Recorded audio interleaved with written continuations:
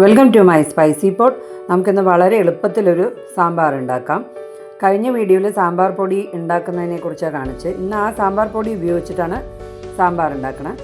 നമുക്കൊരു പാൻ അടുപ്പത്ത് വെച്ച് ഞാൻ വഴുതിനിങ്ങയും സവാളയും സാമ്പാറിലിടുമ്പോൾ ഒന്ന് വഴറ്റിയെടുക്കാറുണ്ട്. വെണ്ടയ്ക്ക ഇടുകയാണെങ്കിലും വഴറ്റാറുണ്ട്. ഒന്ന് വഴറ്റിയെടുക്കാം. അതിനുശേഷം ഞാൻ എടുത്തിട്ടുള്ളത് പിന്നെ മത്തനും തക്കാളിയാണ്, വേവിച്ച പരിപ്പ്, പുളി പിഴിഞ്ഞ വെള്ളം, ആവശ്യത്തിനുള്ള മഞ്ഞൾപ്പൊടി, ഉപ്പ്.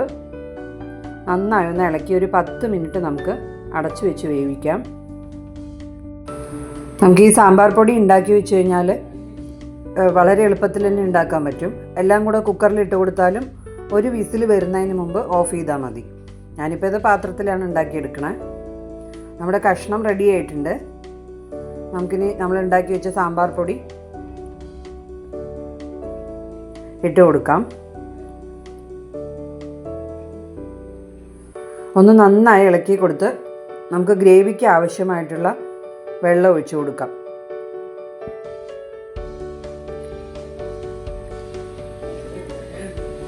ഇത് നല്ല കുറുകിയാണ് ഇരിക്കുന്നത്. നമുക്ക് കുറച്ചുകൂടെ വെള്ളം ഒഴിച്ചിട്ട് അടച്ചു വെച്ചൊരു 5 മിനിറ്റ് തിളപ്പിക്കാം.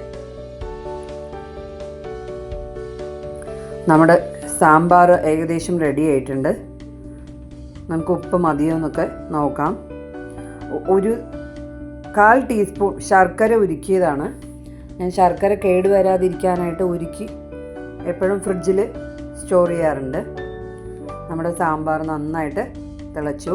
നമുക്കടുത്തത് കടുക് വറുക്കാൻ ആവശ്യമായിട്ടുള്ള കുറച്ച് വെളിച്ചെണ്ണ ഒഴിച്ചു കൊടുക്കാം.